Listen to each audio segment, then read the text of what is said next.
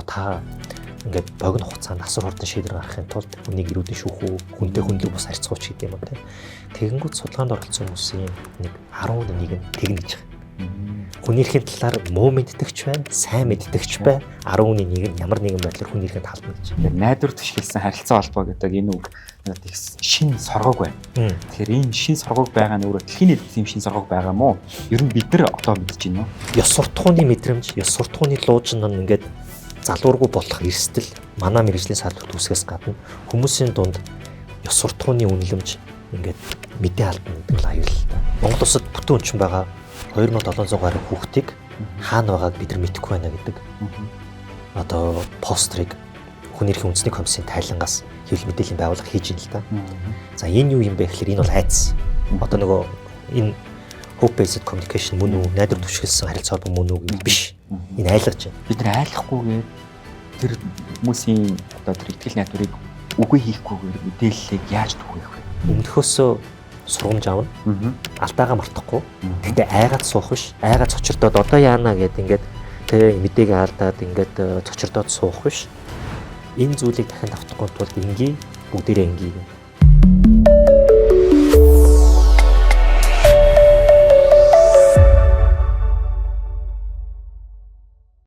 Сайн мэцханы эрхэм сонсогчдоо, эрхэм үзэгчтэй сайн сайхан байдлын тухай шинжлэх ухаанч байр сууриас мэдээллийг хүний зочинтойгоор хүргэхэд зорддог манай подкастын ээлж дугаар эхлэхэд бэлэн боллоо. Та бүхэн маань зочныг мань хараа бараг бүгд таньж байгаа бах. Тэгэхээр маш олон подкаст, олон одоо ивентийн арга хэмжээнүүд дээр зочноор өргөдөж бас Монголд хүний эрхийн чиглэлээр нэлээдгүй олон жил дуу хоолойгоор өрсөрсөн нэг юм эрхцүүч хүний хөрсөн байгаа. За ингээд өнөөдрийн зочин маань болор сайхан юм их хүнтэй хүн байна. Тэгээд бидний урилгыг хүлээн авч өөрийнхөө ажлын цаг завыг гаргаж ирсэн танд маш их баярлалаа. Намайг урьж орцуулж аваад талархаж байна. За эхлээд хоёлаа яриагаа таны сүүлийн үеийн сонин сайхнаас эхлэе. Таныг уулзаагүй утсан хүмүүс уулзахаараа за юу хийж ин да гэдэг асуулт асуудаг шүү дээ. Тэгэхээр та энэ асуултанд юу гэж хариулахаар вэ? За ойр дуулцаа хүчсэн хүн эрхийн чиглэлээрээ бол явсаар л байгаа. Тэгээд яг дэлхийн техник төдөө манай улсад ч гэсэндээ илүү хэрэгтэй болов. Тэгээд яг та бүхний зохион байгуулж байгаа анхаарч байгаа энэ сайн сайхан байдал руу чиглэсэн. Тэгээ бид нар өөрсдөө ингээ хүн эрхийн чиглэлээр ажиллахад хуульч мэргэжилтэй байна уу үгүй юу гэдгээс үл шалтгаалаад яг энэ найдварт түшгэлсэн харилцаа холбоо тогтоох гэж ийм арга хөгжиж боловсрсон байна. Тэгээд тэрийг хуваалцъя. Энэ их чухал юм байна гэд ярилцж хурж ирлээ. Тэгээд найдварт түшгэлсэн харилцаа холбоо гэд яг юу юм бэ гэхлээр яг бидний хувьд бол энэ тодорхойгүй байдал, айдас, түгшүүр энэ бүх зүйлтэйгээ нүүр тулахад ганцаараа олуулаа. Яаж зогсох юм гэдгийг бол илүү танин мэдж одоо туршлага хөндлөж ингэж харж болно. Тэгэхээр сүүлийн үед хийсэн цоо шин зүйл юу вэ? Юу олж мэдвэ гэвэл яг энэ найдварт түшгэлсэн харилцаа холбоо гэдэг зүйл бол надад хуваалцах шин зүйл байлаа. Тэгээ энэ бол манай мэргэжлийн төдийгүй бас төрийн алба, хувийн фишэл, иргэний нийгэм гээд аль салбартаж ажиллаж исэн бас биднэрт хэрэгтэй мэргэжилтэн хүмүүст чухал ийм арга юм байна гэж бас харж байгаа. За тэгэхээр хоёлаа нэлээд өнөөдөр яг таны саний танилцуулсан сэдвийн хүрээнд нэлээд олон талаас нь ярих хийчих болно. Эхлээд таныг ер нь яг яагаад энэ хүний эрхийн чиглэлээр ажиллах болсон? Хүн амьдралаа бас нэг зүйл зориул нэгдэг чинь сонирхолтой шүү дээ. Тэр эхлэл цэг юу байв? Яагаад тийш салбар руу орчихв? Яг уу нэлээд урт хөл болох байх та яг их товчхон хариулахад эмч гэр бүл төссөн. Тэгээд эмчийн гэр бүл төсгөр чинь ээж авыг дааж ажил дээр нь очино хүмүүс туслах. Тэ хүнд дэм болох хүний өвчин зовёрыг илэршүүлэх гэдэг бол чухал юм байна тэ. Ялангуяа тэр зангирсан байгаа хөмсөг тэнийх гэдэг бол тэ тэр дух тэнийх гэдэг бол их чухал юм байна гэдэг бол зүгээр багасаа зүгээр тань мэдхүү зүгээр өөрийн нийгэмшиж явах үедээ бол олж харж ирсэн. Тэгэхээр яг энэ хүнд туслах гэдэг бол хэлмээр хийлүүлээгүй ээж аваас үлгэрсэн байх гэж бодож байгаа. Яг тэр дундаа хүний эрхийн салбар руу бас яагаад орсон юм болоо гэдээ бас би өмнө бас 2-3 удаа бодож исэн. Тэгээд тэр нэг хүн амьдрал дээр эргэцэг гэдэг юм уу нэг гинтийн уулзуур дээрээс зүг чигээ тодорхойлсон мөчөх юм бол 5 дугаар ангида хүүхдийн ойрхон ангид очиж ирсэн. Тэгээд нөгөө тэр үед чинь скаутын гишүүн нөгөө Монголын скаутын холбооны гишүүн тэгээд хүүхдийн баярыг тохиолдуулаад бас 5 сард байсан юм байна шүү дээ. Тэгээд 5 гэдэг чинь 13 та байсан. Тэгээд хүүхдийн хорхоо гэдгийг чинь би бол нэг төсөөлөхгүй байсан чи яг шорон.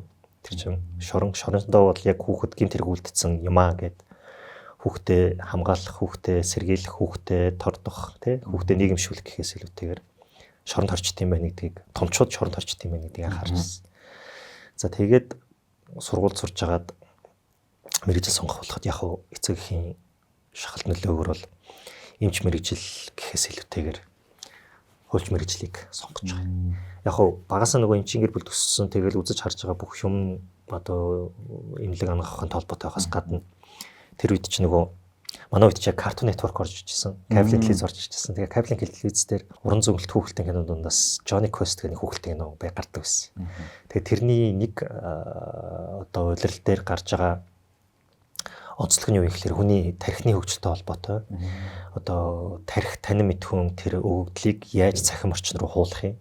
Одоо өндөр настай хүн өөрийн ой дурсамжийг цахим орчин руу хуулаад, эргээ залуу өн рүү хуулаад мөнх насч болох юм уу тэргээд тийм ангиуд гардаг байсан уран зөвлөлт. Тэгээд тэндээс зүрх судас гэхээс илүүтэйгээр тарих ялангуяа энэ тарих судлалын салбар бол ирээдүйд юм байна. Тарих судлалын салбараар явна гэдэг би чинь тарихны мэд засч болно гэж том дуграад тэгээд амаалхдуулаад тэгээ ядаж асуудалд орвол хууль ярддаг иргэн бол тэгээд хуульч мэрэгчлэг сонгож ирсэн. Гэхдээ яг хожим нь өөрийгөө юу гэж зөвтгсөн бэ гэхээр за би эмчийн мэрэгжил сонгоогүй чинь хуульч гэдэг чинь өөрөө нийгмийн эмч гэж хэлж болох юм байна те. Нийгэмд байгаа онш, нийгэмд байгаа асуудлыг тодорхойлж харж бас шийдэл гэдэг юм уу одоо те хүн тулаад байгаа тэр асуудыг шийдэхэд хүний зовлон зүдгүүрийг ялааршуулахад бас чухал мэрэгжил юм байна гэж өөрийгөө тайвшруулж өдий зэрэгт явж байна да. Хуульч мэрэгчлэг хуульч хүн бол нийгмийн эмч гэдэг батд үнэхээр яг одоо байгаа болсон үг байлаа. Ер нь бол та эмч гэр бүл өссөн хүн төвтэй гэр бүлийн гишүүн юм байна да. За таныг ерөөхдөө иргэний нийгмийн байгууллагт маш олон жил ажилласныг одоо миний хувьд бас мэднэ. Тэгэхээр яг одоо талбар дээр хүний эрхийн чиглэлээр хууль зүйн салбарт ажиллах бодит байдал дээр ер нь яг ямар байдаг вэ? Та ялангуяа Монголд. За манай Монголд бол яг хүний эрхийн салбарт энэ тэргуунд жаншин шугамд ажиллаж байгаа хүмүүс гэх юм бол бид нар хуульч тэр тундаа өмгөөлөгч нар хэлэх ёстой. Тэгэхээр яг ингээд олон жилийн дундчаар одоо юу гэдгийг 19 оноос хойш үдий хүртэл нэг яг нарийн тоо яг цээжээр хэл санахгүй ч гэсэндээ нэг 5500 хуульч байгаа юм. За тэгэхээр манай Монгол улсад бол нэг 5500 хуульч байлаа гэж бодоход нэг 500 одоо 500 гаруй гэдэг юм уу те шүүгч. За нэг 500 орчим эсвэл 500 гаруй прокурор. За тэгээ нэг 2000-аас 2100 одоо 2200 өмгөөлөгч.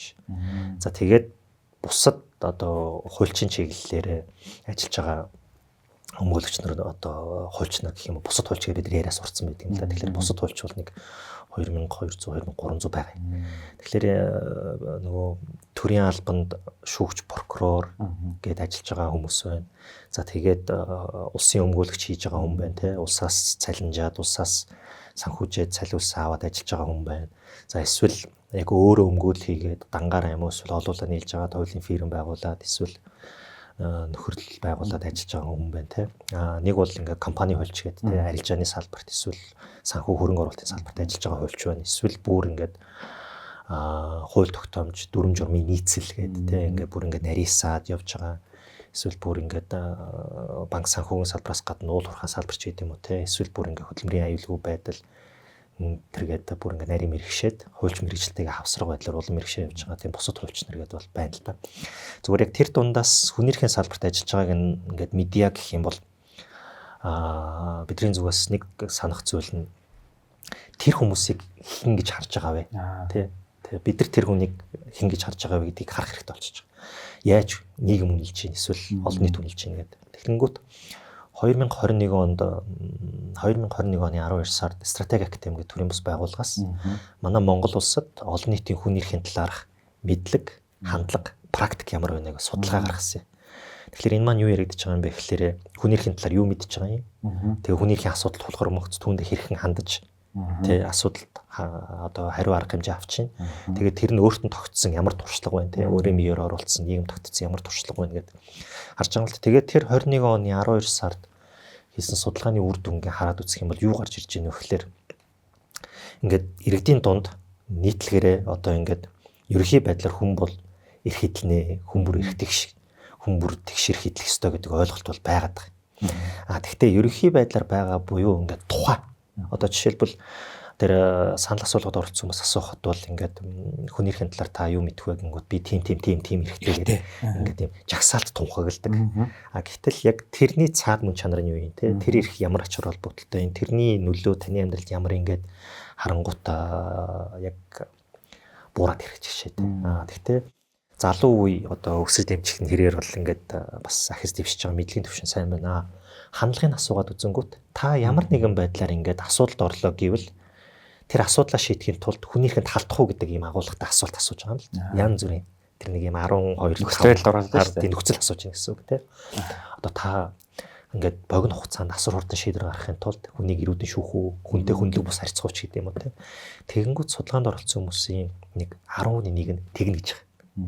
Хүний эрхийн талаар муу мэддэгч бай, сайн мэддэгч бай, 10-ны 1 нь ямар нэгэн байдлаар хүний эрхэнд халдна гэж. Тэгэхээр энэ хандлагын хувьд бол энэ ямар төвшөнд байгааг харуулж байна те. За тэгээ практикийн хувьд яг бодит амьдрал дээр юу яригдж ийн вэ гингүүт та ямар нэг хүний эрхийн асуудалд орвол хинт эхэлж хандах вэ гэхэд нэгдүгээр цагтаа, хоёрдугаар өмгөөлөгч л гэж байгаа. Цагдаа төрийн албан агч нар эсвэл өмгөөлөгч гэж. Гэтэл яг цагдаа төрийн албан агчдын хүний эрхийн мэдлэг нь ямар байна уу гэдээ даваад үзэхлээр тэр бүр одоо юу гэдэг юм те яг хүний эрхийн талаар бүрэн дүүрэн өөрийн үйл ажиллагаа мэргэжлийн ёс зүйтэй уялдуулж сурсан туршлагын харилцаа адилгүй байна гэдэг дүрсээр гарч ирсэн. Гуравт нь өмгөөлөгч нарыг хүссүсэгүй хүний эрх хамгаалагч нар гэж тогтцсон практик байна. 24-25 онд хүний эрхийн үндэсний комиссоос хийсэн судалгаа байна. Хүний эрх хамгаалагчдын нөхцөл байдал ямар байна вэ гэдэг. Тэгээ 24 оны судалгаан дээр бол яг хүний эрх хамгаалж байгаа өмгөөлөгч нарыг судалсан байна. Тэгэнгүүт хүний эрх хамгаалаад явж байгаа өмгөөлөгч нарыг төрийн байгууллагын зүгээс буруу шаадаг. Чи одоо энэ сэжигтэн тэ чи энэ одоо буруу шаагдж байгаа этгээд чи одоо энэ гэмт хэрэгтэн гэдэг аль хэдийн тодорхой болцсон байгаа хүнийг өмгөөлөө явдаг чи юм ямар муу хүн байж гэдэг юм уу те. Эсвэл чи дандаа л худлаа ярьдаг те. Чи одоо яг үнэн бодиттой зүйлийг ярихгүй ингээ янз бүрийн юм хийж төрийн байгууллага үйл ажиллагаа саад болоод байна. Зөндөө ингээд хурдан шуурхаа явж хаждыг хүндрүүлээд байна гэж. Ижил тэнцүү хоёр талаас нэгэн зэрэг мэтгэлцэх боломжийг бүрдүүлэхээр ажиллана гэд бид нар цаасан дээр бичээд хууль болгоод дагахна гэж яхад тэр маань ингээд бас яг өмгөөлөгчдийн үйл ажиллагаанд маань бол яг бүрэн дүрэн илэрдэггүй байна гэдэг дүр зураг гарч ирж байгаа. За тэгээд дарамтлах мэргэжлийн үйл ажиллагааг үүсгэх, мэргэжлийн үйл ажиллагааг саад учруулах гэх тийм зүйлсүүд байна те. Дарамтлах, бие туулан цахим орчинд бүрдэж мөшгөх гэдэг. За 25 онд буюу өнгөрсөн онд судлаад энэ жил 3 сард 26 оны 3 сард хүний эрхийн үндэсний комиссоос бас хүний эрх хамгаалагчийн нөхцөл байдал ямар байна вэ гэдээ судалсан баг. Тайлан гаргажээ. Саяхан юм биш үү? Саяхан гэсэн үг. Тэгээ ингээ харах юм бол ер нь үндсэндээ бол гадны хил зүгээр бол чөтгөрийн өмгөөлөгч хийж хэлдэг те.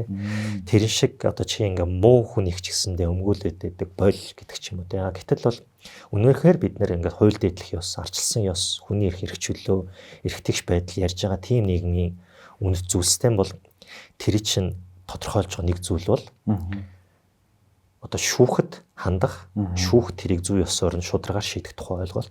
Түүнд тал бүр ижил тэнцүү тэгшэрхтэйгээр оролцох. Тэр тэгшэрхтэйгээр оролцох нөхцөлийг бүрдүүлж байгаа мэргэжлийн ур чадвартай, мэргэжлийн тусцаа үзүүлж байгаа хүнийг адалж байгаа, хавчиж байгаа, ялгуулж байгаа гэдэг бол манайд Монгол улсад хүний эрхийн чиглэлээр өмгөөлөгч, тэ хуульч ажиллахад ямар нөхцөл байдал байна вэ гэдгийг бол эндээс харж болж байгаа. Тэгвэл яг уу нэгэнт нөгөө мэргэжлийн талаас ингээ хайлаад ярихад дэлхийд дахинд ямар байдیں۔ Тэ ер нь энэ манай Монголд л байгаа мөг тарангууд яг энэ нөгөө Америкийн хуульчдын холбоо, олон улсын хуульчдын холбоо гэдэг олон жил үйл ажиллагаа болсон байгууллагууд байдаг. Тэгээд тэдний зүгээс ингээд судлаад үзэнгүүт жишээлбэл Америкийн хуульчдын холбооноос хийсэн судалгаагаар бол яг ингээд өдөр тутам хохирогчтой, өдөр тутам үйлчлүүлэгчтэй нүүр тулж уулзж байгаа хуульч нар бол бусад хуульчтайгаа харьцуулахад бол сэтгэл санааны хувьд одоо төгшүүртэй, гутарсан, эсвэл стресстэй, за тамхи их татдаг, тэ согтруулгуун давуудаг, эсвэл өөрийгөө тайвшруулах үүднээс одоо жороор олгодог ямиг тэ юм чинь заавар зөвлөгөөр их тогтмол хэрэгэлдэг болцсон ч гэдэм үү тэ хамааралтай гэхээс илүүтэйгээр одоо тэгэхгүй бол тайвшрахаа болсон. Тэгэхгүй бол одоо тэр нөгөө доторх төгшүүр одоо стресс нь одоо бүр ингээд нөгөө имнээс имээр дарахгүй бол болохгүй болсон ч гэдэм үү тэ нэг тийм дүр зураг гарч ирж байна. За тэгээд сүүлд хийгдсэн судалгаа гэдэг юм бол тэр олон улсын хуульчдын холбооноос нөгөө одоо бид нар нөгөө ярьдаг штэ ямар нэгэн гэмт хэрэг боллоо гэвэл за тэр гудамжны тэрл хийсэн байж таараа. Тэрл нөгөө өнөөх л итгээд эзэмжүүлэх гэдэг тийм. Өнөөх л итгээд гэх. Тэр шиг яг өнөөх л итгээд гэдэг ийм онцлог гарчигтай. Тэгээд яг хүнийхэн чиглэлээр альждаг хуульчдын сэтгцэн эрүүл мэнд ямар байна вэ гэдэг судалгаа хийсэн байна. Яг судалгааныхаа тайланг албаар тэгж олонний анхаарал тавьчихын тулд өнөөх л итгээд гэж онцлж байгаа нь юу гэхлээр нөгөө хуульчдынхаа дунд хүртэлтэй өнөөх л юм ярьдаг итгээд чи явж ин тэ өнөөх ч л явж ин гэдэг шүү дээ тэ. Тэгэхээр нөгөө гэмт хэрэг үйлцэн итгээдэг ч гэсэндээ нөгөө тэрл хулгаалаа биз тэ тэрл үлдээ биз гэж нэг тогтсон хандлага тий хөвшмөл үзлээр ханддаг шиг яг өмгөөлөгч нарыг хүртэл ялангуяа хүний эрхийн чиглэлээр ажиллаж байгаа өмгөөлөгч нарыг хүртэл ингээд мэрэгжил нэх нөхд нь өөр хоорондоо эсвэл төрийн бусад алба хаагч хүртэл ингэж шахдаг, дарамтлагдаг, адалдаг, авчдаг, ялгарладаг зүйл байгаад байна. Тэрнээсээ болоод харьцуулах юм бол Монгол улсад зүдгүү дэлхийд дахинд хүний эрхийн чиглэлээр ажиллаж байгаа хуульч нар бол илүү их сэтгэл санааны, сэтгэл зүйн тулгымцсан асуудалтай сайн сайхан байдлын хувьд бол анхаарах асуудал бол илүү олон байдаг гэдэг дүр зураг бол байт юм бэл. Тэгэхээр ер нь бол яг ингээд таны ярианаас дүгнэхэд манай улсын хүний эрхийн нөхцөл байдал бол мэдлэг мэдээлэл бол байгаа юм байна. Гэвч тэр нь яг утга учиртай мөн чанартайгаа нийцж гинөө цаад зүйлийнх нь үгний цаадах утга өөрөө юу вэ гэдэгтээ бид нэр төдийлөн ач холбогдол өгөхгүй бас тэрийг өгүүлэхчгүй бас байгаа юм байна гэдэг тийм ойлголтод хүрч ийн л та.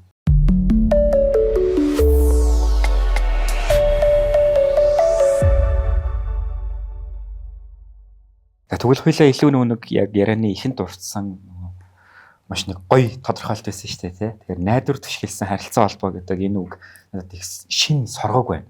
Тэгэхээр энэ шин соргог байгаа нь өөрөө дэлхийн нийт тийм шин соргог байгаа мó? Ер нь бид нар одоо мэдэж байна уу? Шин тутам гэж ойлгож болно.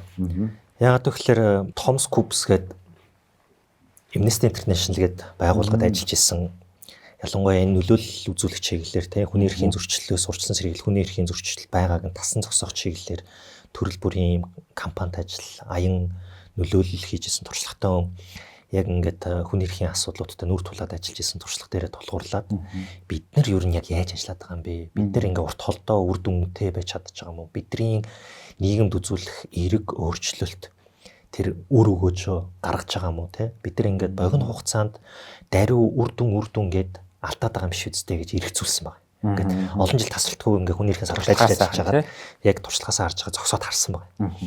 Тэгээ харангуутаа бид нар чинь ингээл те хүний эрх зөрчөөд байна те тэр улс тэр төрийн эрх мэдэлтэй албан тушаалт нь тэр дарангуйлагч гэж нэр заадаг те.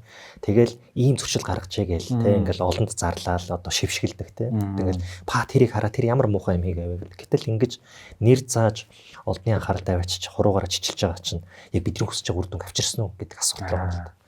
Тэгэхээр яг үгүй юм байна те. Бид нар асуудлыг яриад байгаа юм байна. Бид нар асуудлыг ярингуудаа улам айц давтуулаад байгаа юм байна. Айц давтуулахдаа хүний эрхийн зөрчил гаргацсан юм байна гэж мэдгүй хүмүүст нь мэдүүлж айлгахын зэрэгцээгээр эдгээр чинь намайг одоо ингээ буруушаагаад нэр заагаад цохоод эхэллээ. Одоо тэгвэл бүр те хийвэл хийсэн шиг хийгээд нөгөөдөл бүр шулуудах бүр улам амар болох үр дүнд хүргээд байгаа юм биш үстэй гэж нөхөр хэрэгцүүлсэн байна. Тэгээд нөхөр судлаад үзсэн чи өөрөө бизнесийн суурьтай, өөрөө ингээ харилцаа холбооны туршлагатай. Тэгээд давхар нөгөө бидний боловсруулсан тэр үг, бидний боловсруулсан тэр зурвас хүн нэг бүрд хүрч чадж байгаа юу гэдгийг ингээ тооцоод илүү тарих судлал чиглэлээр ингээ анхаарч ажилладаг. Тэгэнгүүт хүмүүст айц төрүүлэх гэдэг бол угаасаа шийдэл биш юм байна, үр дүн биш юм байна. Аль алинд нь айц төрүүлэх, аль алинд нь нэр зааж цохон тэмдэглэж ингээ чичилж байгаа бол бидний хүрээд байгаа тийм үр дүн рүү явахгүй юм байна. Энэ нь бол ингээ илүү ингээ бүр тарих судал талаасаа бол тэр нөгөө амигдал руу аваачаад тархийг бүр ингээ цочроогоод ингээд итгэхгүй байдалд оруулаад одоо тий ингээд гацхуу цочирдоод ингээ хөшхүү эсвэл зайлгээд хаяад гүөхүү гэдэг ч юм уу тий ийм байдалд оруулаад байгаа чи өөрөө болохгүй юм байна тий энэ чи улам асуудлыг зөрчлийг гүнзгийрүүлэхээс гадна хямралд хүргээд байна нөгөө хүнийг хямраахаас гадна нийгмийн хямрал руу залаад байгаа юм шүү тэрний оронд шийдэл чухал юм байна боломж чухал юм байна ойрох ирээдүй алс холын ирээдүйн тухай бид нар ярих хэрэгтэй юм байна гэж нөхөр бодсон байна тэгэнгүүт энэ найдварт түшгэлсэн харилцаа холбоо гэдгийн цаана бол нөлөөллийн арга хэрэгсэл хүмүүстэй хэрхэн тэ өөр байдлаар харилцаа холбоо тогтоох уу өмнө тогтсон арга барилаас илүү харилцаа холбоо тогтоох уу тэгээ айц биш яаж итгэл найдвар төрүүлэх үү тэ хүмүүст айц төрүүлсээр бид нар одоо 30 жил явчлаа 20 жил явчлаа тэгэхээр энэ ялангуяа хүний эрхийн салбарт ажиллаж байгаа хүмүүс маань те ингээл богино хугацаанд үр дүн гаргахын тулд асуудлыг олон нийтийг даруй тэр болохгүй байгаа зүйл рүү анхааруулахын тулд ингээл ийм аимшигтай зүйл болж чинь наатаха зогсоо гэж хэлдэг байсан бол өнөөдөр хүргэх зурвас нь юу байх вэ гэдэг асуулт гарч ирж байгаа гэсэн. Тэгэнгүүт бид нар ийм байгаа нийгмийг улам сайн сайхан болгоно. Хамтдаа бүтээнэ те. Боль зогсоо хий бүтээ гэдгийн хооронд тийм шилжилж явж байна гэсэн. Тэгэнгүүт хин нэгнийг буруушаах, хин нэгнийг ичээх, хин нэгнийг шившгэлэх гэхээс илүүтэйгээр бидний дундын үнэт зүйл юу юм бэ? Тэ бидний эрхэмж нандинж байгаа тэр зүйл юу юм бэ? Бид нар юу руу тэмүүлж байгаа юм бэ гэд луужингэн тэ суртахууны луужингэн, үнэт зүйлийн луужингэн ингээд нэгэн зүг рүү чиглүүлдэг. Нэг хүнийг эсвэл нэг буруутай үйл баримтыг ингээд хохирогчийг одоо ингээд улам хэцүү байдалд оруулаад доошоо улам нөхцөл байдлыг хямраах биш. Харин тэр хохирсон хүнийг чи чадна, чи тэмцэн, чи эрхнийхэн төлөө явж чадна. Бид нар үнэт зүйлийн төлөө чамтай хамт тэмцэн гэдэг л ийм арга одоо туршлага юм да. Бараг л одоо хууль зүйн салбарын сэтгэл зас шиг л сонсогдож байна. Ер нь бол одоо иргэн хүний хувьд те хэрвээ ийм яг аргачлалаар ажиллавал ямар гоё юм бэ гэсэн итгэл найдвар маш их төрж байна. За гэхдээ саний саринаас яг энэ найдвар төшөлсөн харилцаа холбооны аргачлалыг анх бий болгосон энэ тэр түүхэн туршлагыг харангуут яг өнөөгийн Монгол харагдаад байна л та надад. Одоо бид нар чинь ингээл харьцангуй нэг үе бодвол цахим мэдээллийн орчны одоо хөгжлийн ач буйнаар гэх үү те бид нар мэдээлэлд ойр болоод анхаарах хэрэгтэй юм байна. Энэ зөвхөн өөр юм биш өрөөлийн асуудал хүртэл анхаарлаа хандуулдаг соёл суулаа шүү дээ. Гэхдээ энэ өөрөө яг таны саяны дурдсан тэр кейс рүү яваад байна л та. Тэгээ бид нар энийг өөрчлөхгүйгээр ингээ удаан яваад байна л та. Нэг кейс гарангуут л буруутныг олноороо ингээл дүүчлэх гээл те. Энэ өөр нь урт хугацаанд ямар асуудлыг бий болох болов? За би одоо өөрийн ойр байгаа их сурвалж гэдэг юм те өөрийнхөө салбарын тодорхой нэг туршлагаас хуваалцчаад нэг би бүрэн зугийг нь бол гаргаж чадахгүй. Гэхдээ яг нөгөө нийгэмд яг хүнтэй өдөр тутам нүүр тулж байгаа мэрэгжил нэгт нөхдөд харах юм бол өмгөөлөгч нарыг ямар байна вэ гэдгийг л харна гэсэн үг. Тэгэхээр би түрүү нуршин яагаад өмгөөлөгч нарыг онцсон бэ гэдэг маань яг жанжин шугам дээр яг анхан шатны нэгж дээр яг хэрэг учрал үйл баримт болонгууд энэ тэргуунд очиж байгаа хүмүүсийн нэг бол цагдаагийн араас тий одоо өмгөөлөгч нар л байна. Тэнгүүд сая 26 оны 4 сард Шихийн утга сургуулийн захиалгаар Монголын сэтгэл судлаачдын нийгэмлэг билүү те байгууллагын зүгээс өмгөөлөгч нарын одоо энэ сэтгэл зүйн эрүүл мэнд энэ сайн сайхан байдал юу ямар байна, ямар асуудал байна гэдээ судалсан байгаа. Тэрэн дээр бол ажлаас хашрах хам шинж бол өндөр гарч ирсэн. Ажлаас хашрах хам шинж өндөр гарч ирэхдээ тэрний илэрж байгаа хэлбэрийг аваад үзэх юм бол ажил мэргэжлээс шатгаалсан сэтгэл зүйн ядаргаа гэж өндөр хувьтай гарч ирээд хоёрт нь бусдад энэрэнгүү хандах, бусдыг ойлгох чадварын бууралт өндөр гарч ирсэн. Тэгэхээр үндсэн чинь хоёр чадвар байх юм шүү. Энэ ч үг нь бол биднэрт мэрэгжлийн хувьд маш өндөр байх ёстой хоёр том үзүүлэлт гэсэн үг те. Одоо юу гэдгийг бид нар ажил мэрэгжлэрээ ёс зүйтэй ажиллахад бол маш ёс суртахууны ёс зүйн ийм олон хэмжүүр дунд маш олон ийм нухчаа бүдчийн дунд одоо зарим талаар бүр өрх авхан дундуур ингээд те заримдаа бүр ингээд газрын мийн дундуур явж байгаа юм шиг ийм нарийн эвдүү олж явах хэрэгтэй болж эхэлнэ. Тэнгүүд тэрнээсээ болоод улам түгшиж, гутарч, стресст хямарч ийн гэсэн үг. Хоёрт нь яригдж байгаа хамгийн амар юм нь юу вэ гэхээр бид нар хинч байсан анх удаа уулзж байгаа хүнд мэрэгжлийн ёс зүйтэй тусцаа үзүүлэхийн өмнө тэр хүнийг инэрч хандах асуудал гарч ирдэг. Тэр хүнд инэрэнгүү хандах тухай болно.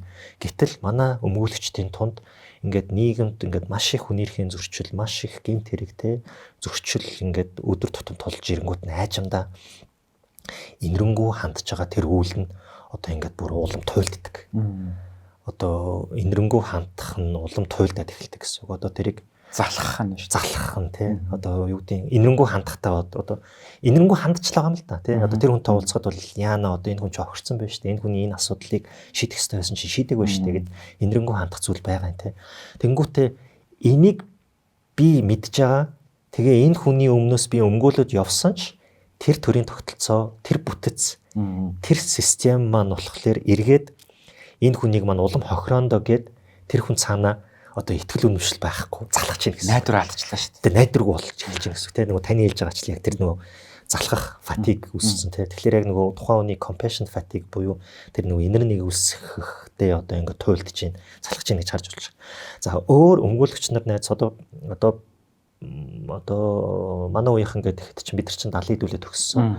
Тэр дунд чинь баг манай ангийн манай их сургуулийн төгссөн 30-аад хүүхэд өмгөөлөгч хийж байна. Тэнгүүт чинь тий 50 орчим хүүхэд өмгөөлөгч хийж байна. За тэнгүүт нийт өмгөөлөгчдийн 56% нь тий талаас илүү нэмэгтэйчүүд байгаа. За тэгээд нөхдийн ингээд уулзаад тий янз бүрийн арга хэмжээнд таараад уулзгаад ингээд харилцаад ярилцахад бол дараа нь илэрж байгаа нэг том шинж юу юм бэ гэхлээр тэд нар ингээд нийгмээс юу хүлээж аваад байгаа юм те. Одоо тэдрийг би нийгмийн тусгал гэж харуул юу хүлээж аваад байгаа юм бэ гэх тэгэнгүүт дам өөрсдөө гимтэж байна. Дам байдлаар өөрсдөө гимтэж байна. Дам байдлаар өөрсдөө гимтэх гэдэг маань одоо шууд одоо хэргийн газрын үзлэг дээр дахиад очлоо. За эсвэл ингээд хэргийн баримтыг дэлгээ харлаа те. Цус нүчтэйгээ холдсон хүний айн бүрлэгдсэн байна. Хүчирхийлэлд өртсөн, хохирогдсон, эсвэл хүнийг залилсан, хүний итгэлийг яаж залилж болд юм бэ те. Хай нийжлэнд хамт амьдарч исэн үнд хайртай, итгэлт үнэн, ойр дотн хамаатан садан гэх тэр хүмүүс яаж одоо тэр бусдыг хуурдаг юм бэ гэдгийг бүр ингээд тэр хохирогч шиг ингээд дам байдлаар шууд өөр дөр хүлээж авдаг гэсэн. Тэгэхээр өнөөгийн нийгэмд бол манай өмгөөлөгч нар бол ингээд маш их дам гимтэж байгаа тий. Тэгээд ингээд маш их туйлдж байгаа. Туйлдснаасаа болоод асар их гутарсан, түгшсэн, стрессэн байдгийм байна гэдэг дүр зураг бол харагдаад байгаа. Тэгэхээр бидний хувьд бол итгэл найдвар хамгийн эцэст бүхэн гэж үг байдаг тий. Гэсэн хэдий боловч яг хүнийхээ салбарт ажиллаж байгаа өмгөөлөгч нарын хувьд бол яг ингээд бид нар үүнийг одоо ярихгүй бол тий одоо шин тутам зүйл одоо яг олон жил болж байна л да тий энэ ч одоо 10 гаруй жил болж байгаа ч гэсэн яг бид нар яг өнөөдөр мэрэгжлийнхаа хүрээнд энийг ярихгүй бол эргээд энэ маань манай ардчилсан нийгэмд манай хүмүүнлэг нийгэмд ингээд нэвчих нийгэм чинь ийм л байдг юм байна гэж бүр ингээд мэдээг нь алдуулах тий бүр тэр хүн ингээд бүр буруу зүйл цочхоо болох тий буруу зүйлийг өдөр тутмын санаачлуулах амьдралын нэг хэсэг мэт бодох болчиход байна л да. Тэгэхээр ингээд бүр мэдээг алдах болчиход байна тий бүр ингээд ёс суртахууны мэдрэмж, ёс суртахууны луужин нь ингээд залуургүй болох эрсдэл манай мэрэгжлийн салбарт үүсгээс гадна хүмүүсийн дунд ёс суртахууны үнэлэмж ингээд мэдээ алдна гэдэг бол аюул л да. Тэгэхээр яг л нэг таны ярианы ихэнд хэлсэн нийгмийн имжлэх ёстой хүмүүс чинь өөрсдөө тэр асуудалтай болчвол энэ ч бид яах юм бэ гэдэг юм төрөх гэдэг шүү дээ. За тэгвэл бид нар одоо энэ найдвар төшөглсөн харилцаа холбооны аргачлалыг ингээд бүгд сурья, мэдья, хэрэгжүүлье гэвэл ханаас эхлэх үү? Яах ёстой вэ? Нэгдүгürt бид нар одоо манай хувьч мэрэгжлийн зүгээс ч тэр за бүр цаашлах юм бол ингээ харилцаа холбоо тогтоож байгаа гэдгээр хэвлэл мэдээллийн алба хаагч нар тий хэвлэл мэдээллийн хэрэгсэл түүнд ажиллаж байгаа хүмүүс сэтгүүлч бусад ажилтнууд ч тэр за тэгээд өдөр тутамдаа бусадтай харилцаа холбоо тогтоож байгаа. Одоо бид нар өмнө нь бол ингээ бит байдлаар харилцдаг байлаа шүү дээ. Эсвэл сонгодог дамжуулгын хэрэгсэл гэх юм бол одоо телевиз, радио, сонин сэтгүүл байлаа шүү дээ. Тэгвэл өнөөдөр юу болж байна вэ гэхээр хүн болгон харилцаа холбоо тогтоогч болсон. Сахин болон бит орчинд. Тэнгүүд хүн болгон харилцаа холбоо тогтоож байгаа тухайн хүмүүсийн илэрхийлж байгаа тэр үг эсвэл зурвас те ямар нэгэн байдлаар тэр чинь ингээд үсгээр, үгээр, үйлдэлээр, дүрсвчлэхээр дамжуулж байгаа. Тэр маань өөрөө айц төрүүлэхгүй байх асуудал яригдана гэсэн үг. Айлахгүй байх тухай ойлголт. Тэгэхээр бид нар айлахгүйгээр асуудлыг яаж гаргах вэ? Тэгээд буруу шахахгүйгээр шийдэл рүү яаж залах вэ гэдэг дээр үнэт зүйлийг ярихаас өөр аргагүй гэсэн. Бидний үнэт зүйл юу юм? Гингүүт хүний эрхэм чанар байна те. Хинч байсан бид нар хүнийг хүн гэж хүлээн зөвшөөрнө. Цуврал алуурчин ч байсан те. Бага насны охиныг хүчирхийлээд, хүчиндээд, мөчлөөд алдсан ч байсан. Тэр хүнийг бид нар хүн гэж харна. Хүн гэж харж байгаагийнхаа цаана юу юм гэхээр тэр хүнийг ийм аимшигтай үйлдэл хийхэд хүргэсэн тойроод олон хүн байна. Тэр олон яагаад энэ хүнийг ийм болгосон юм бэ? Яг үнэ. Тийм олон хүн тэр хүнд тийм ноцтой аюултай нөлөөж тэр хүнийг гимтээж хахад тэр хүнийг тийм үйлдэл хийх үзхэн болгож жахад яагаад дундуур нь таслаагүй, дундуур нь орж ирээгүй. Тэгвэл одоо бидний сургамж юу юм? Цаашид дахиад ийм олон хүн гаргахгүй тулд ядаж л айлахгүй байх тухай ойлголт тийм. За би одоо бүр ингийн жишээ хэл. Хүүхэд өгөнд орохгүй болохоор тэр ирнэ шүү гэж айлгадаг тийм. Хин байдаг үлээ. Эмчит хэлнэ шүү. Цагдаа дуулна шүү гэх тийм. Гэтэл хүн аюул учралд ороход хамгийн түрүүнд тусалдаг хүмүүс чинь хэн бэ гэхээр жанжин шугам дээр тэд нар л байгаа шүү дээ. Осол гэмтэлд ороход эмчил тэр хүнд чинь амь нас эрүүл мэндэ тэр хүн сохроор даатгаж байгаа шүү дээ. тэ намайг аварна гэдэг итгэлээр татчих байгаа шүү дээ. Хүн ямар нэгэн асуудалд орлоо гэхэд хуульч дээр зочичвол миний энэ асуудыг шийдэдэг нэг сохроор амьдралаа яриад тэр хамгийн нандин зүйлээ хүрт хуваалцаж байгаа шүү дээ. Тэр одоо нийгмийн асуудлаа тулгамдчаад би яах вэ гэдэг ядуурлын урих цанганд орчоод ч юм уу эсвэл хүчрхийлд өртчөөд байгаа юм чи хамгийн түрүүн нийгмийн ажилтнанд л хариулт хэлж байгаа шүү дээ. Надад ийм зүйл болоод байна. Би яах вэ гэж харилцаж байгаа шүү дээ. Тэгэхээр яг ингээд багш, эмч, нийгмийн ажилтан, хуульч, шүүгч, прокурор, өмгөөлөгч яагаад хуулиар тусгайлан статус эрх зүйн байдлыг нь тодорхойлж тэр хүнийг ямар ёс зүйтэй байх, яаж ажиллах ёстой юм гэдгийг чинь бүр нарийн заадаг вэ гэдэг чинь цаанаа нэг үйлдэл нь нэг мэрэгжлийн бус үйлдэл нь тухайн хүний амьдралыг оронгоор нь эргүүлэх боломжтой учраас тэр хүмүүсийг бүр ингээд алхамчилж дэг журмыг нь зааж хайрцалж өгдөг гэсэн. Тэгэхээр тэр нөгөө би түрүүн хар явгаар сохроор итгэх гэдэг чинь тэр хүний мэрэгжил ур чадварт найдаж байна гэсэн үг шүү дээ. Тэгэхээр тэр хүний мэрэгжил ур чадварт найдна гэхэлэр бид нар дараа нэг ярих зүйл нь юу юм бэ гэхэлэр ёс зүйтэй байх тухай ойлголт. Ямар ч тохиолдолд бид нар өөрсдөө гэсэн ёс суртахууны суурь байгаа. Ёс суртахууныхаа суурин дээр бид нар өөрсдөө мэрэгжлийн байх тухай ойлголт. Тэгэхээр урт хугацаанд бид нар яах вэ гэхэлэр өөрсдөө тийм паралайз болохгүй, өөрсдөө ийм наамд болохгүй, ийм мэдээг алдсан болохгүй, ямар ч тохиол ёс суртахууны лууж ажилласаар байна. За би танд өөр тохиолдсон жишээг л 2017 онд охид эмэгтэйчүүдийг хүчирхийлэх явдлыг талсан зогсоохын тулд цаазрах явдлыг сэргэнэ гэж байгаа. За төрийн тэргүүний зүгээс энэ зүйлийг гарган ирж ярьж санаачлаад эрүүгийн хуульд нэмэлт өөрчлөлт оруулнаа гэд бүр хуульч нараар бид нар судлуулсан гэд яриа өрөөрж байгаа.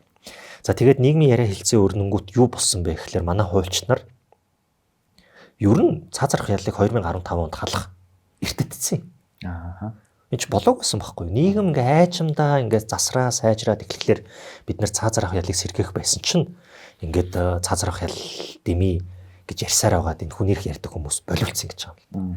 Гэтэл зүйн бид нар хэрвээ үнэт зүйл ярьж байгаа бол ямар үед боловсрсон гэдгээс үл хамааран бид нар хүний эрх чөлөө гэдэг нэг л үнэт зүйлтэй бол ямар ч тохиолдолд хүний амь насыг одоо таслах, хүний амь насыг бүрлгэх эрх хэмжээг төрд өгнө гэдэг ойлголтыг бол хэзээ ч зөвшөөрөхгүй байх хэрэгтэй.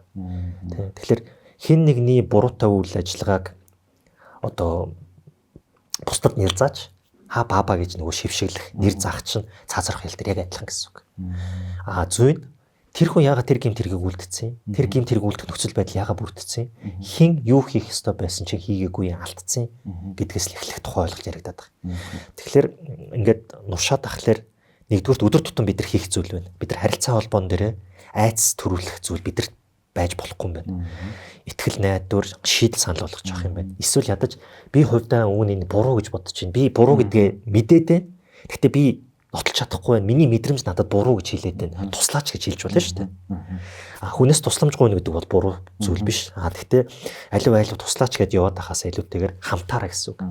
Хин нэг надад тусалчиндаа гэд хаях биш. Хамтаараа шийдэ. Нөгөө яриа хөөрөөгөө яаж өрнүүлэх вэ гэхэлэр би энэ зүйлийг буруу гэж бодоод байна. Надад тийм мэдрэмж төрөөд байна. Энэ надад яг зөв буруу юу те? Энэ нийгэмд энэ үнэхээр бодтой юм уу үгүй мүү гэж хэлж өгөөч гээд тэрэн дээр нь нөгөө мэрэгжлийн туршлагатай судалсан мэрэгсэн хүмүүс нь орж ирж ярих тухай ойлголт гарч ирж байна. Тэгэнгүүт зүй нь юу ярих хэрэгтэй байсан бэ гэхээр тийм ээ цаазрах яллыг халах нь те энэ даруй хийх ёстой зүйл. Бид нар харин бүр 92 ондоо хийж чадаагүй 2015 онд хийж байгаа нь те хожимдсан гэж бол зарим талаар хөдлөж бишэрч болохын энэ төргээд яриа хөрөг ирээдүр авч явах байсан чинь юу вэ хуучин бид нар ингээл 990 тулгаад шудраг ёсыг тогтоодог байсан шүү дээ. Өмнө ч цаазрах яллыг хэрэгэлдэг л байсан шүү дээ. Гэл ухрах зүйл ярьж байгаа нь тийм бурангуй туршлагыг сэргээж байгаа нь бол найдварт төвшилсэн харилцаа холбоо биш юмаа гэж харж байгаа. За нуршсан дээр үргэлжлүүлээд хэлэхэд одоо би түрүү тогтолцоо систем бүтэц гэдэг нэг том юм ярьчлаа шүү дээ тийм структурны шинжтэй тогтолцооны шинжтэй юмыг ярьчлаа гэл тийм тэгэнгүүт бид нар юу ярих ёстой юм бэ гэхэлэр бид нар итгэл найдвар төвшилнэ гэж байгаа юм бол шудраг ёс ялна гэж бодох ёстой гэсэн тийм хүн бүрт тэгшүүлждэг хуультай болно авилгагүй нийгэмд амьдрна гэдэгтэй л итгэлтэй байх ёстой гэсэн.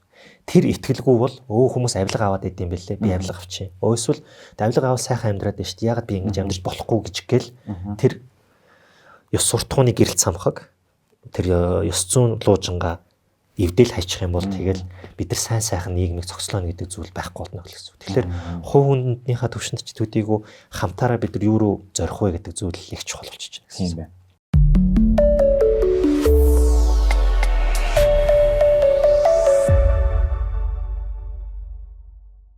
Найдвар түшгэлсэн харилцаа холбооны зүйлийг бид ингээд огоороод за болчихъя тийм өнөөдөр энэ нийгэмд өндрийг авж байгаа, эрчийг авж байгаа хүн болгоны анхаарал точиж байгаа юм бол бүх анхаарлыг л ерөөсөө тэр болохгүй дээр нь үлдэд байгаа этгээд дээр нь тэ аваачаал энэ чинь ингээ магадгүй хүн ингээл пепа гэж байгаа юм сэргийлээд байгаа юм биш үү.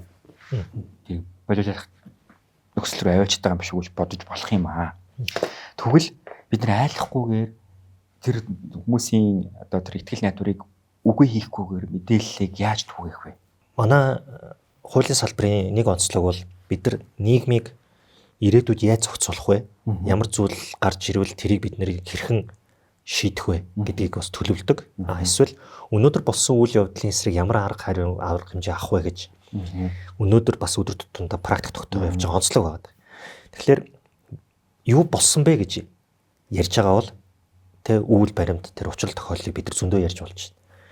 Одоо нийгэмд зартай дуйлан болсон гэдэг юм бол ногоон автобусны хэрэг тэ одоо 60 тэрбум ингээ одоо бүр цаашаа ярих юм бол одоо ингээл том төсөл ярьж байна те. Тэгэл үйл баримтыг ярих юм бол эдгээр яг үнэн үгүй юу гэдгийг шийдэж нэг талд нь гарах хэрэгтэй.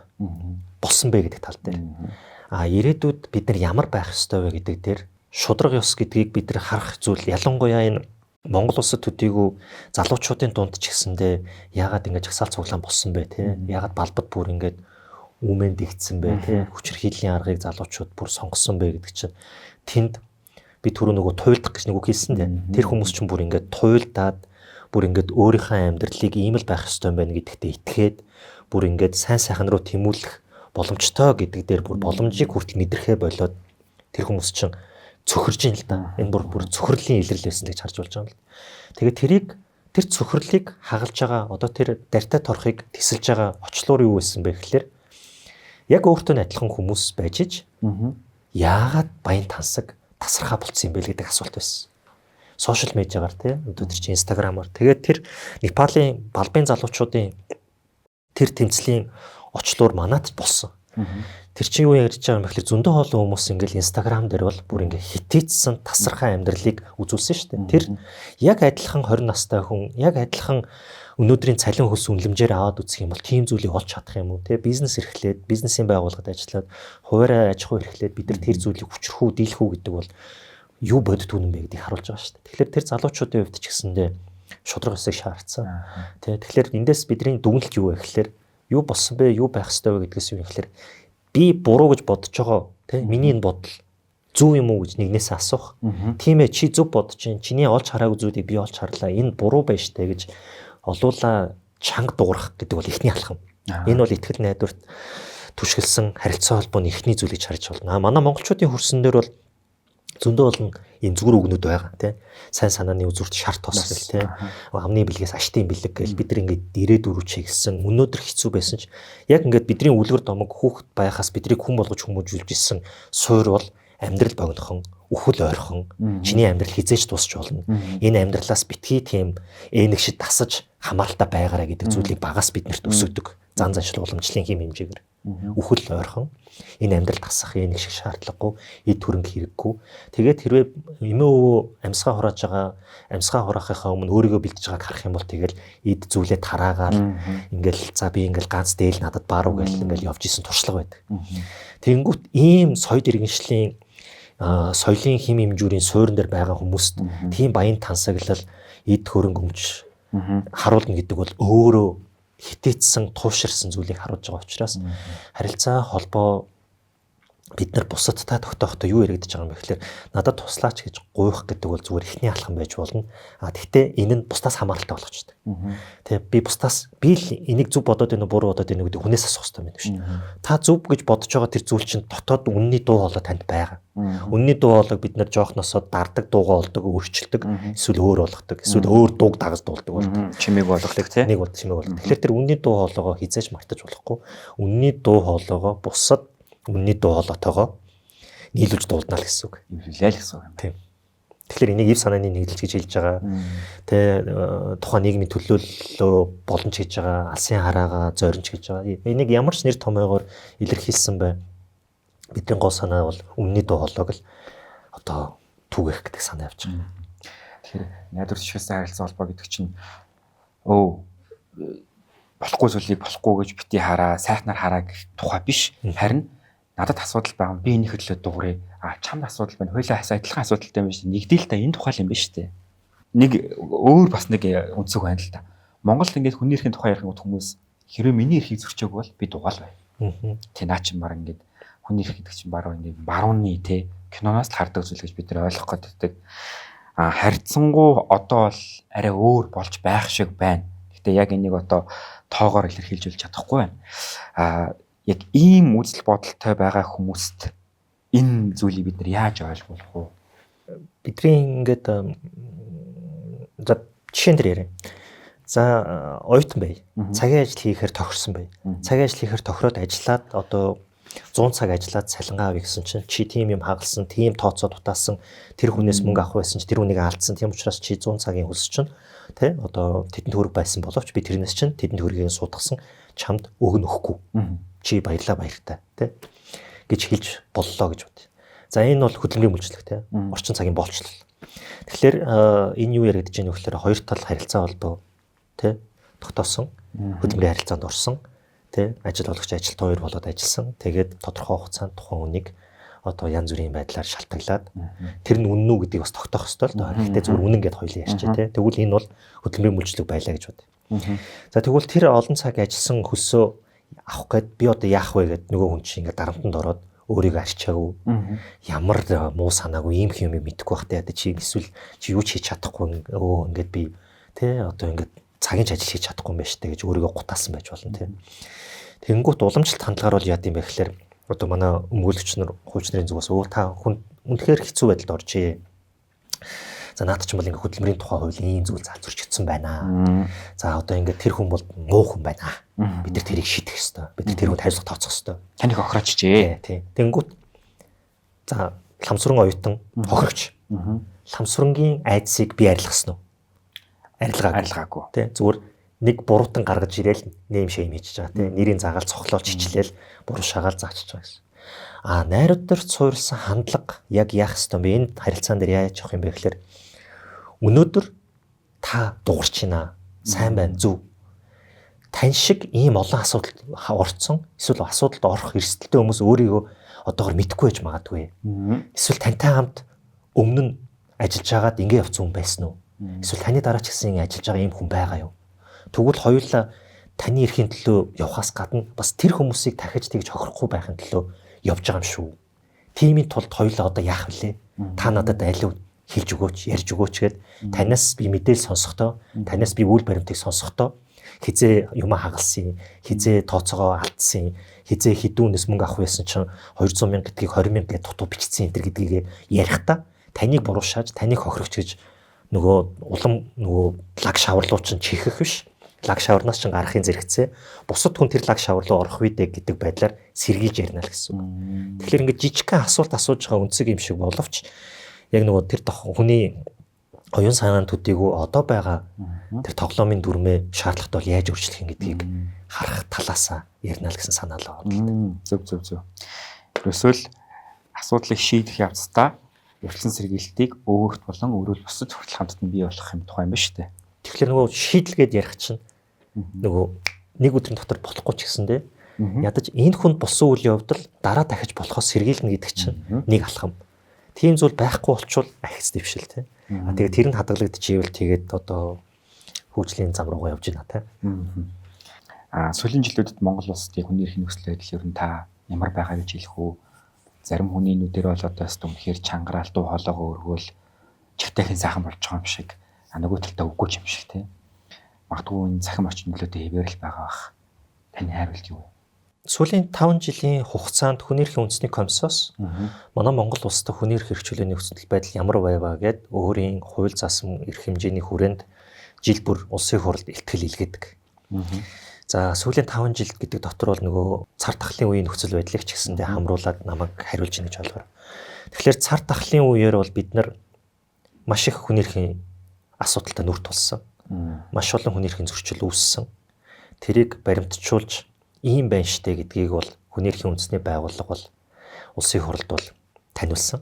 За улсын хурлын зүгээс бол засгийн газрыг арга хэмжээ аваач гэж бол чиглүүлжсэн. Харин засгийн газар үүнийг хийсэн үү гэдэг дээр өнгөрсөн жил улсын хурлын тамгын газраас яг ингээд хүний эрхийг идлүүлээч, хүний эрхийн асуудал байна, үүнийг арилгаач, хүний эрхийн мэрэгчсэн үндэсний байгууллага чи ийм зүйл зөвлөөд байна, арга хэмжээ аваач гэдэг улсын хурлаас тогтоол гарч байгаа. За засгийн газраа ингээрээ, хүүхдийн эрхийн чиглэлээр ингээрээ, хүний эрх хамгаалагчдын асуудлыг ингэж арилгаарай. Тэ одоо ингээд шүүхэн шийдвэр гүйцэтгэх ерөнхий газрын харьяа 20 ангид байгаа хүмүүс чи ийм байгаа юм байна. Ирүүдийн шүүгч ийм асуудалтай болсон юм байна. Хүүхд хамгаалал дээр бид нар ийм зүйл анхаарахгүй болохгүй юм байна гэдэг. За тэгээд эрүүл мэндийг хамгаалуулах эрх ч гэдэг юм уу те. За одоо сүүлд гэх юм бол цахим орчинд ялангуяа хүний хувийн нууц эсвэл хүний эмзэг мэдээлэл өгдөлтөй яаж харилцаж байгаа юм тэргээд бүр ингээд сэдвүүдийг харах юм бол зөндөө олон асуудлууд байна л да. Тэгэхээр яг манай Монгол улсад бол одоо байгаа асуудлаа бүрэн дүүрэн арилгаж чадаагүй байхад шин тутам асуудал үүсэн гарч ирж байна гэсэн. Цахим орчноос одоо технологиос өгөгдөл хиймэл оюун энэ өсрөнгүү шин тутам технологиос хамаарат гарч ирж байна. За тэгэхээр нийгэм эдийн засаг соёлын шинжтэй өмнөх асуудал бүрэн дүүрэн шийдэг байхад ийм сэдвчилсэн шинэ асуудал ирж байгаа нь бидрийг бол улам сорилтонд оруулна гэсэн үг. Жишээлбэл цахим орчинд хүний эрхийг хамгаалах тухай хууль гэдгийг засгийн газраас санаачлаад ажлын 5 өдрийн дотор за 4-5 өдрийн дотор батлаад тэгтээ үнийг иргэдийн оролцоогүйгээр баталсны гороор ерөнхийлөгч хориг тавиад энэ хууль маань одоо батлагдангуудаа хүчин төгөлдөр бус болсон. Яагаад юм бэ гэхээр иргэд хоорондоо харилцах харилцаа холбоог төр ямар тохиолдолд хянах юм бэ гэдгийг ганц засгийн газрын байр сууриас хатуу илэрхийлсэн гэсэн. Тэгэхээр эн чинь нөгөө иргэдээ сонсох, иргэдтэйгээ харилцах, ил тод байх, нөгөө арчлал, хууль дэдлэх ёс, иргэний оролцоо гэдгийг бол хийж чадаагүй улмаас эргээд хууль тогтоох үйл явц маань нуурж ийн гэсэн үг. Тэгэхээр иргэдээ оролцуулахгүйгээр арчилсан ёс, арчилсан нийгэм бичээд иргэдийнхэн дуулыг сонсохгүйгээр ямар нэгэн байдлаар хууль босруулах юм бол ингээд хэдэн хоногийн настай хууль байдаг юм байна гэдгийг эндээс харж болж байгаа. Нэг. За хоёрдугаар яригдж байгаа зүйл бид нар ингээд үнний дуу хоолой улам тод болж гин үү, үнний дуу хоолой бүдгэрж гин үү гэж асуух юм бол энэ парадокс шинжтэй гэсэн үг. Тийм үгүй. Хоёр талтай. Харин тийм илэн гарч байгаа хэлбэр. Ягаад гэвэл цахим орчинд төрийн алба хаагчийг хочилж нэрвэр тэ дуудлаа эсвэл зураг зурлаа гэд цагдаа баривчилж байгаа. Цагдаа торгочж байгаа. Тэгэхээр энэ бол үнний дуу хоолой тэ ямар ч байдлаар илэрч болно. Үнний дуу хоолой хошин шог, сарцаастик өгөөдсөн ёжтой байдлаар илэрч болно. Гэтэл тэр дуу хоолойг надах чинь дормжлоод байна гэд дуу хоолой хааж тэ. Гэтэл нөгөө талдаа бас иргэд цахим харилцаа холбоо байгаа тэ энэ олон нийтийн харилцаа холбооны хэрэгсэл байгаагийн ачаар хин хаана хизээ юу болоод юу хийгээд байгааг мэдээд. Тэгээ ямар нуглаа гараад байгаа юм, туулын голын айсав ямар байгаа юм, эсвэл ногоон автобус ямар байгаа юм, иргэдийн аж амьдралыг сайжруулах гэсэн засаг дарга ажиллаа хийсэн юм уу? Эсвэл тэр компани тэ ингээд барилга байгууламж барихтаа аюулгүй байдлыг хангаж чадаагүй болмоос усны толио үүсээд усны толионд нь хүүхэд үгээд өгсөн байна энтрийг бид нар мэддэг байлаа шүү дээ. Гэтэл өмнө нь хүүхэд томчуудын хариуцлагагүй байдлаас болж амнасаа алдчихсан. Гэтэл яг тэр усны толионд тоглоомын талбайгүй учраас гэр хорооллоос тэнд тоглох гоё талбай байдаг гинэ гэж зорж явж байгаад усны тэр тогтсон толио руу орж үхнэ гэдэг бол бид нар Монгол улсын иргэнэ энэ тэргуунд анхаарах ёстой хүүхдээ хамгаалж чадахгүй байгааг л илэрлэх байхгүй. Тэгэхээр би нэг талаар ахис твшил байна. Нөгөө талаар энэ маань ингээд бас асуудал байна. За тэгээд ганцхан өөр жишээлээ. Монгол улсад бүтэн үнчин байгаа 2700 гаруй хүүхдийг хаана байгааг бид нар мэдэхгүй байна гэдэг. Одоо пострыг хүний эрхийн үндэсний комиссийн тайлангаас хэвлэл мэдээллийн байгууллага хийж ийн л да. За энэ юу юм бэ гэхээр энэ бол айдас. Одоо нөгөө энэ hope based communication мөн үү, найдвар түшгэлсэн харилцаа холбоо мөн үү гэвэл биш. Энэ айлгаж байна. Тэр чинь 2 биш, 20 биш, 200 биш, 2000 биш, 2730 хүүхэд хаана байгааг мэдэхгүй байна. Хиний асрамж халамжинд байгааг мэдэхгүй, бүтэн ч хүүхдээ бид нар хаана байгааг мэдэхгүй байна гэдэг бол энэ бол имэгнэл. Тэ төр ямар улс төрийн хүчин эрх барьж байгаас үл хамааран энэ тэргуунд хамгийн эмзэг байгаа хүүхдээ анхаарах ёстой байтал үнийг хийхгүй байна гэдэг бол энэ бол одоо хариуцлагагүй байдал энэ төргээд одоо хүн болгоны хэлдэг үгээс цаашаа даваад хитэцсэн үг нь юу юм бэ гэхэл энэ бол имэгнэл байна. Тэгэхээр сайжирч ийн үгүй гэдээ харах юм бол ахис твшил байна. Гэхдээ бүр анхаарах асуудал байна. Тэгээд шийдвэрлэхгүй олон жил яваад уламд амжирч байгаа энэ хүүхд хамгаалалттай холбоотой асуудал байна. За хүүхд хамгаалалттай байгаа холбоотой асуудлыг одоо бид нар тэгвэл харилцаа холбоонд тушилсан байдлаар яаж хийх юм бэ гэвэл Хүний эрхийн үндэсний комиссийн сая 25 онд гарсан 25 оны нөхцөл байдлыг илтгэсэн 26 оны 3 сард гарсан илтгэлээс харж бол бүхэл бүтэн бүлэг байгаа. Бүр ингээд төрийн засгийн газрын харьяа, засаг даргын харьяа, орон нутгийн харьяа хэн хизээ хаана ямар нөхцөл байдалд байна, юу хийх ёстой хийгээгүй гэдээ байгаа гэсэн үг. Тэнгүүд одоо яах юм гэхээр та ийм юм хийх ёстой байсан байна. Хийгээгүй улмаас ийм юм болсон байна. Одоо дахиж энэ алдаа гарахгүй улмаас хүүхдийн эрхийг эдлүүлэхийн тулд хүүхдийн оролцоо, хүүхдийн хөгжил, хүүхдийн хамгааллын үүднээс ингэя. За тэгээ. За одоо аймаг болгон дээр, дүүрэг болгон дээр байгаа одоо тэр хүүхдийн эрхийн хууль зүйн хороо гэж байна тийм. Гэмт хэрэгт өртсөн, эсвэл гэмт хэргийн хохирогчулсан, эсвэл гэмт хэргийн ямар нэгэн байдлаар холбоотой одоо гэрчч гэдэг юм уу тийм. Болцсон хүүхэд байлаа гэж бодвол тэр хүүхдийн аюулгүй байдлыг яах юм, тэр хүүхдийг гэмтгээс яаж сэргийлэх юм гэл дахиад ярина л гэсэн үг. Тэгэхээр болцсон үйл явдлыг бид нар хүндсэн. Гэхдээ айдас руу хандхаас илүүтэйгээр ирээдүр рүү татчихна гэсэн үг. Тэгэхээр бодит амьдрал дээр ийм болцсон байгаа зүйлийг бүгдээрээ ирээдүйд дахин гаргахгүй тулд ийм байдлаар өөрчлөё гэд хамтын шийдрийг Хүний эрхийн үндэсний комисс санал болгоод байна гэсэн үг. Хүний эрхийн үндэсний комисс чинь нэг хүн биш.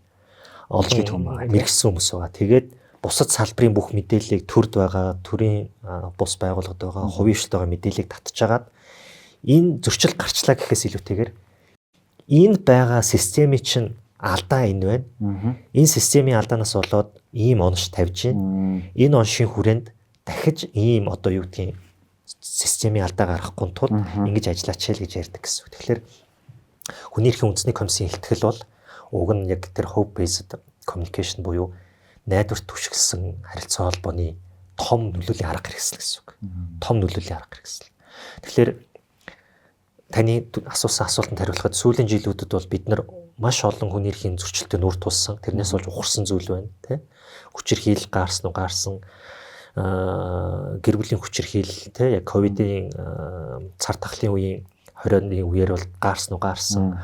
За хүүхдийн эрүүл мэнд, тий. Ахмад насны эрүүл мэнд, хөгжлийн мэргэжилтийн эрүүл мэндийн үйлчилгээ, сайн байдал унсан. За тэгвэл одоо тэрийг бид нар эргээд сургамж болоод ирээдүйд дахиад энэ цар тахал ус үлэх байх шүү дээ. Тэгэхээр дахиад өөр цар тахал гарлаа гэвэл ихэд дахиад өөр олон нийтийг хамарсан онцгой байдал үүслэх гэвэл яах юм бэ гэдэг дээр бэлэн байх ёстой. Ингийн тулд ингэя гэд зориод байна л гэсэн. Тэгэхээр өмнөхөөсөө сургамж авна. Алдаагаа мартахгүй. Гэхдээ айгаад суух биш. Айгаад цочирдоод одоо яана гэд ингээд тэг мэдээг алдаад ингээд цочирдоод суух биш. Энэ зүйлийг дахин давтахгүй тулд бүгдээрээ ингэе гэх. За нуршсан дээр ганц сүлийн жишээ хэлье. Цахим дээрлэхэлгээ бид нар яриад байгаа тийм. Цахим дээрлэхлийг яах вэ гэдэг асуулт гарч ирж байгаа. Одоо ерөндөг жор юм бол 16 хүртэлх насны хүүхдүүдийг сошиал медиа хэрэглэхийг болиулчихъя л гэдэг. Зарим улс орн энийг хийж энэ нь сайн туршлага гэдэг. Яг энэ ерөндөг мөн үү гэдгийг одоо хоёулаа ярьсан яран дээр тулгуурлаад нөгөө найдвар түшигсэн харилцаа холбоогоор ярихангууд энэ юу вэ гэдэг асуулт гарч ирнэ шүү дээ тийм. Тэнгүүд цахим дээрлэхлээс болоод одоо хүүхдүүд ингээд тий өөртөө их итгэлгүй болоод байна. Зарим нь бүр амиа орлоод байна гэл ингээд сошиал медиагаар яваалаа тий нэгийг битгий хүчрхийл гэдэг. Яг энийг бид нар ингээд айц түгээж байгаа. Энэ бол ингээд айц бий болгоод байгаа юм байна. Энийг болио гэж ярихаас илүүтэйгээр хүүхдүүдтэй суугаад хүүхдүүд яг энэ асуудлыг яаж харж байгаа юм? Энэ асуудлыг шийдвэрлэхийн тулд тэд нар юу гэж бодож байгаа юм? Зовж байгаа юм ингээд яг сууж ярих тухай ойлгож яригдчих. За тэгвэл энийг хизээ сая хийсэн бэ гэвэл NTV яг бүх талын тоглогч нарыг авчирч хагаад бүх талын оролцогч нарыг авчирч хагаад за дээшээ гэх юм бол боловсролын сайд тий цахим хөгжлийн сайд инх хамгаалангуй номингуй гэдэг хүмүүсээс ахуулаад сурагч хүртэл байгаад за сурагч нийгмийн төвд байгаа бол түүнийг тойроод гэр бүл нь байна. Түүнийг тойроо сургуулийн хамт олон байна. Ажилтан мэрэгчлэнгүүд байна. Түүнийг тойроо төрийн бас байгууллага. За тэгээ засаг дарга. За тэгээ бүр ингээ бодлого боловсруулж байгаа. Төрийн түвшээд нь хүртэл байна. За асуудал хаана байгаа ингээ хамтдаа ярьж байгаа. Яг энэ анх удаа телевиз эфирээр явсан. Тэгээд бас тий засаг сайжруулах зүйл байгаа нь үнэн. Гэхдээ хүүхдээ голдоо тавьж хагаад тойроод бүгдээрээ асуудлаа яриад би тэгвэл чиний төлөө хүүхэд таны төлөө ийм зүйл хийнэ гэж амлаж байгаа чинь нөгөө найдвар түшигсэн харилцаа холбооны одоо сүүлийн жишээ гэх юм уу одоо тий одоо хүмүүсийн мэдих жишээ тий. Тэгэхээр нөгөө дээрлэхлийн эсрэг яах вэ гэдэг нэг NTV-гийн шууд дамжуулсан сайхан болсныг сургуулийн зааланд ингээд бүгдээрээ тойрч сууж агаад хүүхдээ төвдөө тавьж агаад асуудал ярьж байгаа. Тэр бол одоо миний яриад байгаа нөгөө нуршаад байгаа ингээд тойруулаад янз бүрээр яриад байгаа зүйлийг чинь одоо бодит жишээ гэж болно гэх юм.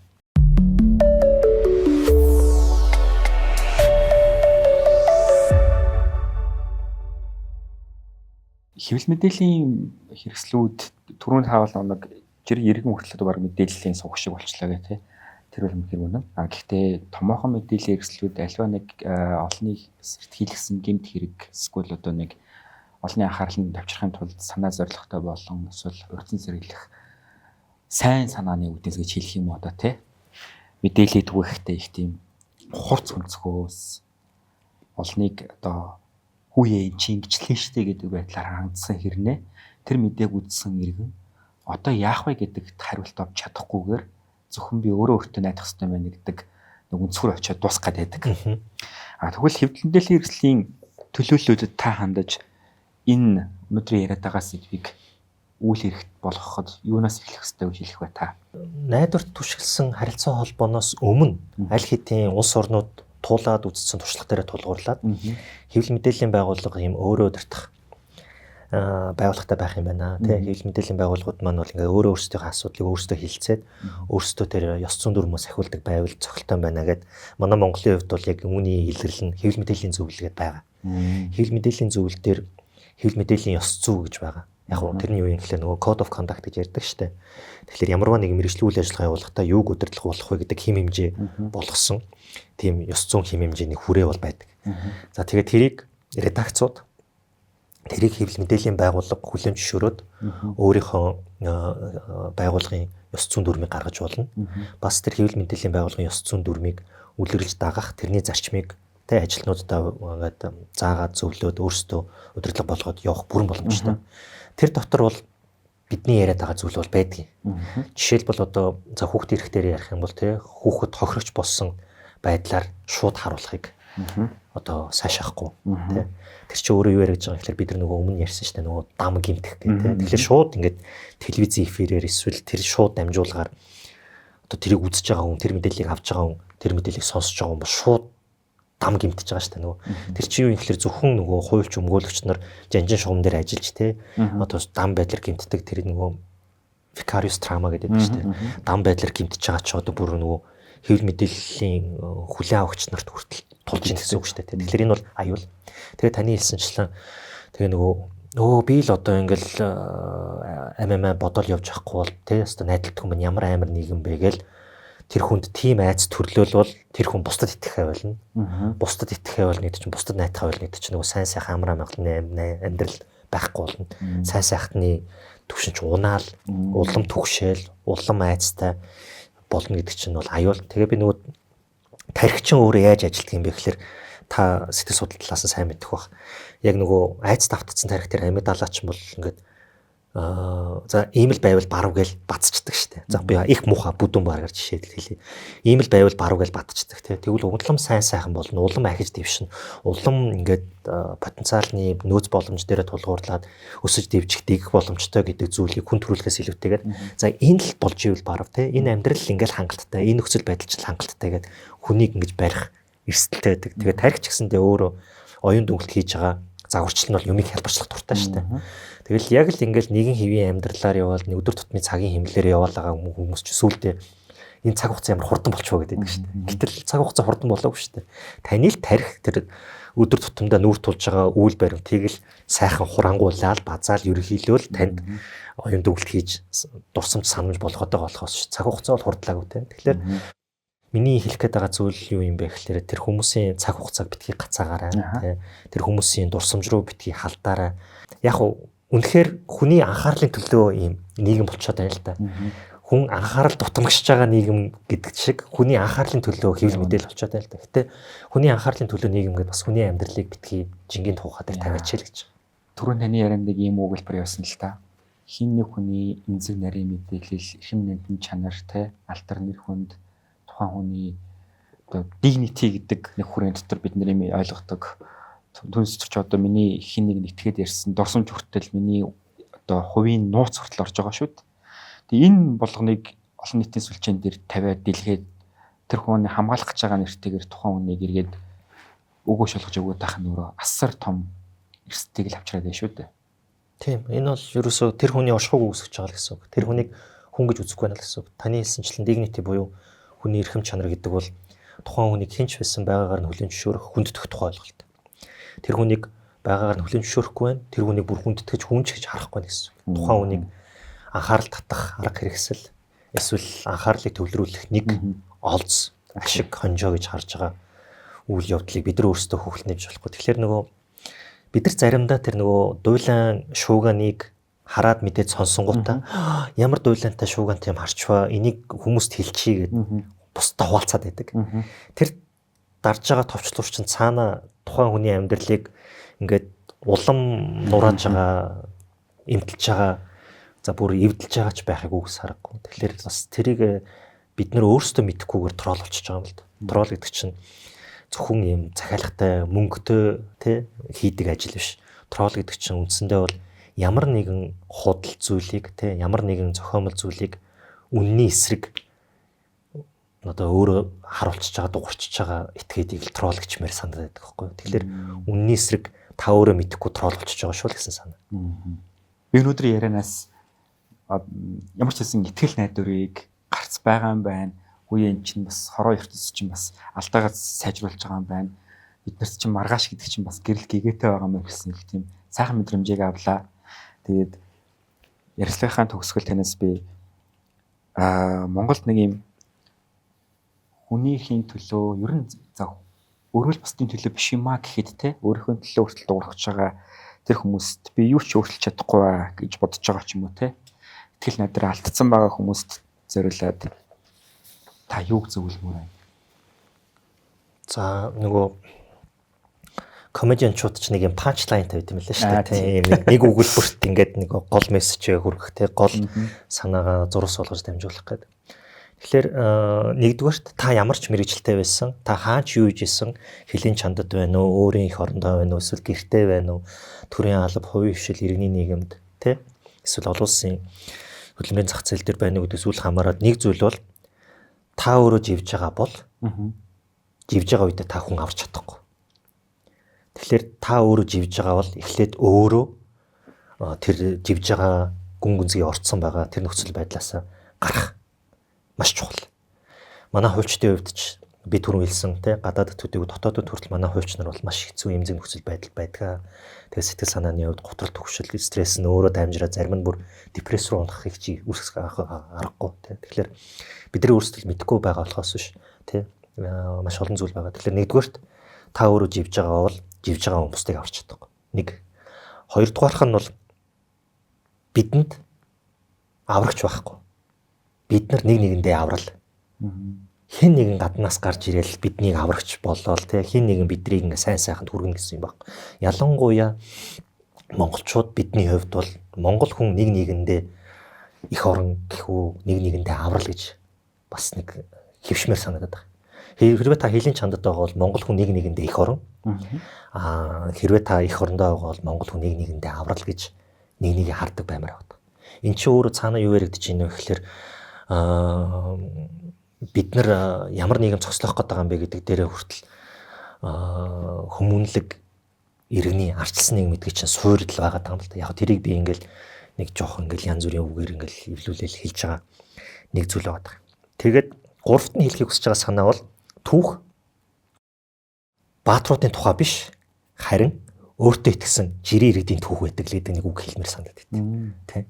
Одоо бид нэг үлгэр домгоос бол нэг мундаг баатар байгаа. Тэр баатрыг бид нар дуурайгаал багасаа үлгэр домог туйлыг болж өсөж ирсэн шүү дээ. Гэтэл яг энэ итгэл найдвар түшгэлсэн харилцаа холбоог хамгийн сайн хийсэн хүмүүсийг харах юм бол одоо тэр энэ Махатма Ганди, тэ Мартин Лютер Кинг, за манай Монголд бол сая зориг гэ тэ 4 сарын 20-нд тухайн түүхэн улс төр нийгмийн зүтгэлтний одоо ингээд баримтат киног ингээд харахад бол тэр хүн бол яг тэр итгэл найдвар түшгэлсэн харилцаа холбоог хийдэг байсан.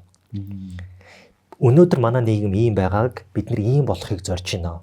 Та нар бидрийг дагаач. бид нар ийм зүйлийг туулцсан, бид нар ийм зүйл рүү зорих гээд байна. Тэр залууд ихт 25 6 настай байсан гэдэг байхгүй тий. Гэтэл та бид 25 6 наснда юу гэж явж исэн бэ гэж бодохоор түүх бол баатруудынх биш. Түүх бол өөртөө итгэсэн жирийн иргэдийн түүх юм аа гэдгийг хэлмээр санагдаад байна. Сайн сайхан байдлын тухай шинжилгээ ухаанч байр сууриас мэдээллийг хүргэх зорилготой манай подкастын ээлж нэгэн дугаар хүний их тэр дундаа найдвар түшгэлсэн харилцаа холбоо гэдэг итгэл найдвар гэдэг зүйлийг бид нэр тод томрооноор харуулсан маш онцгой ярилцлагыг та бүхэнд хүргэлээ. Өнөөдрийн ярилцлагын маань зочноор оролцож биднэрт маш чухал мэдээллийг баялаг кейсүүдээр дамжуулж өөрийн одоо хэлхийг хүссэн бүх зүйлсээ маш нээлттэйгээр ярьсан танд баярлалаа. Таны зүгээс манай үзэгчд хандаж хэлэх төгсгөлийн үгээ та хэлж болноо. За төгсгөлийн үг гэдэг ч байгаа. За одоо энэ ярилцлагын төгсгөлд яг бид нөгөө саяны 3 үгээ бол та бүхэн санаарай тий. Эхлээд живж байгаа хүн уснаас гарах тий. Тэр нөхцөл байдлаасаа гарах хэрэгтэй. Тэгээд бид нар нэг нэгэнд аврал, нэг нэгэндээ их орон. Тэгээд өөртөө итгэсэн жирийн хүмүүсийн нэгдэл, өөртөө итгэсэн жирийн хүмүүсийн ив санааны нэгдэл гэдэг бол ирээдүйд юу ч зогслох боломжтой гэдгийг л дахин хэлмээр байна. Баярлалаа танд. Төгсгөлд нь иргэний нийгмийн чиглэлээр маш олон жил хүний эрхийн чиглэлээр ажиллаж байгаа тий. Өөрийн залуу нас одоо бүх зүйлийг зориулж байгаа танд маш их баярлалаа. Энэ бол бас их талархал танд бас олон хүний өмнөөс бас хэлмээр байна. За их үзэгчтэй манай подкастын ээлж дугаарыг өндөрлөж байна. Сайн сайхан байдлын тухай бидний аялал дараагийн дугаараараа та бүхэнд хүргэх болно.